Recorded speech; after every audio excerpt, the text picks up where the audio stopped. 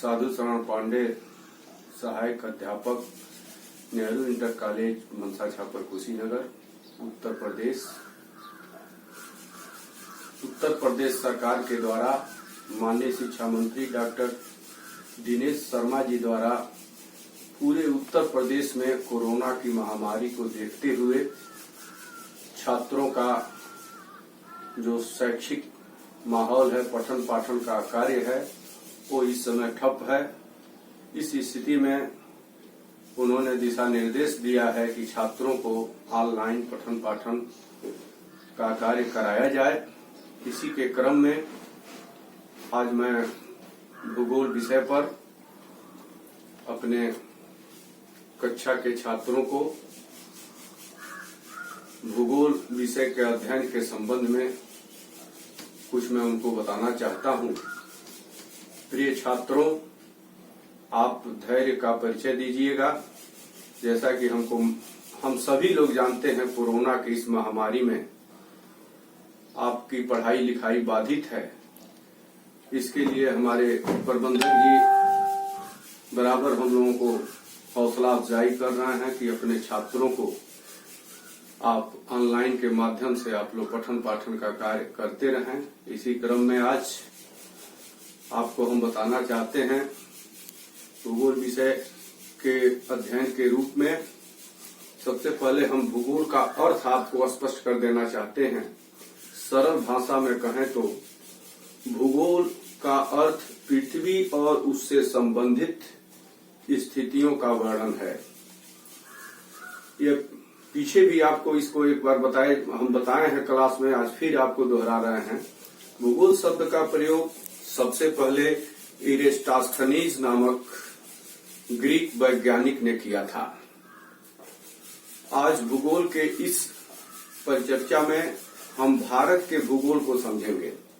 भारत का भूगोल क्या है, इसके संबंध में हम आपको बताना चाहते हैं। इसके अंतर्गत हम भारत की अवस्थिति और इसके विभिन्न विशेषताओं का अध्ययन करेंगे कि भारत की कौन सी विशेषता है, क्या विशेषता है, इसके संबंध में आपको हम विस्तृत जानकारी देना चाहेंगे। भारत को जैसे कई नाम से भी भारत का नाम लिया जाता है, आपको हम बताना चाहते हैं। भारत जिसे आर्यवर्त, इंडिया, हिंदुस्तान भी कहा जाता है। इस प्रश्न का उत्तर भी कहीं न कहीं भारत की स्थिति में ही छिपा है। आर्यवर्त तो इसे इसलिए कहते हैं कि यह आर्यों की भूमि थी। जैसे आपके मनो मस्तिष्क पर एक प्रश्न होता होगा कि क्यों हम आर्यव्रत इसे कहते हैं भारत को, तो इसकी स्थिति स्पष्ट कर देना हम चाहते हैं कि यह आर्यों की भूमि थी।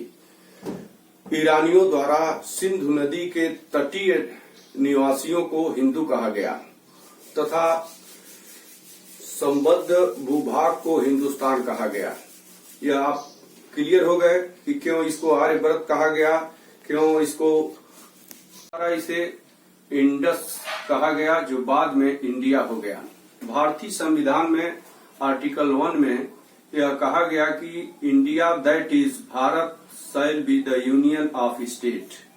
भारत की स्थिति को देखें तो यह भूमध्य रेखा के उत्तर में 8 डिग्री 4 मिनट से 37 डिग्री 6 मिनट उत्तरी अक्षांश तथा 68 डिग्री 7 मिनट से 97 डिग्री 25 मिनट पूर्वी देशांतर के बीच फैला है। कर्क रेखा, इसको पहले भी हम आपको बता चुके हैं कि कर्क रेखा इसे 2 भागों में बांटती है। उत्तर से दक्षिण 3214 किलोमीटर तथा पूर्व से पश्चिम यह 2933 किलोमीटर विस्तृत है। स्थलीय सीमा की बात करें तो यह 15200 किलोमीटर तथा तटीय सीमा लगभग 6100 किलोमीटर है। 82 सही 1/2 डिग्री पूर्वी देशांतर को भारत की स्थानीय मानक समय रेखा कहते हैं। क्या कहते हैं? डिग्री पूर्वी देशांतर रेखा को भारत की स्थानीय मानक समय रेखा कहते हैं। यह इसलिए भी कहते हैं प्यारे बच्चों, भारत तमाम तरह के संस्कृतियों से, तमाम तरह के जातियों का देश है और इसलिए इसको एक मानक समय में इसको किया गया है, जिससे भारत की एकता पर भी कोई असर न पड़े और भारत का एकता का संबंध बना रहे। भारत एक प्रायद्वीप है, अर्थात यह 3 तरह से जल से घिरा हुआ है। कितने तरह से है? 3 तरह से जल से घिरा हुआ है। इसके पश्चिम में अरब सागर, दक्षिण में हिंद महासागर तथा पूर्व में बंगाल की खाड़ी है। आसपास के देशों को देखा जाए, भारत के जो आसपास के देश हैं उनको देखा जाए तो इसके उत्तर पश्चिम में क्या है? उत्तर पश्चिम में पाकिस्तान है। देखा जाए तो इसके उत्तर पश्चिम में पाकिस्तान, उत्तर में चीन तिब्बत नेपाल तथा दक्षिण में श्रीलंका, पूर्व में म्यांमार स्थित है।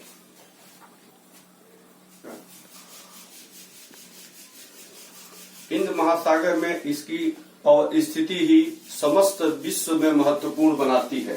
देखिए, यह हिंद महासागर है, इसमें भारत की यह अवस्थिति है जो इसको महत्वपूर्ण बनाती है।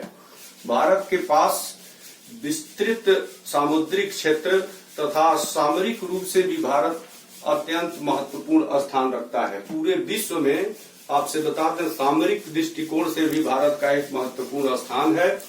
हाल ही में डियागो गार्सिया जैसे मामले में भारत की सक्रिय स्थिति ने भारत को विश्व स्तर पर एक महत्वपूर्ण स्थान प्राप्त किया है। भारत के पश्चिमी तथा पूर्वी बिंदु में 30 डिग्री का अंतर है। आप पूर्व में, इसके पहले आपको हम बता चुके हैं, इसके पूर्व में आप पढ़ भी चुके हैं कि 1 डिग्री बराबर 4 मिनट होता है। अतः भारत के पश्चिमी तथा पूर्वी बिंदु में 120 मिनट का अंतर होता है। कितने का अंतर होता है? 120 मिनट का अंतर होता है। समय के समानता के कारण ही भारत में एक ही मानक समय रेखा निर्धारित किया गया है, जैसा कि विश्व के तमाम देशों में ऐसा देखने को नहीं मिलता है। वहाँ तमाम तरह का समय इधर उधर रहता है, एक तरह से नहीं रहता है, लेकिन पूरे भारत में मानक समय एक निर्धारित किया गया है जो पूरे देश में एक ही मानक समय होता है। भारत की सीमा कई देशों से लगती है, तो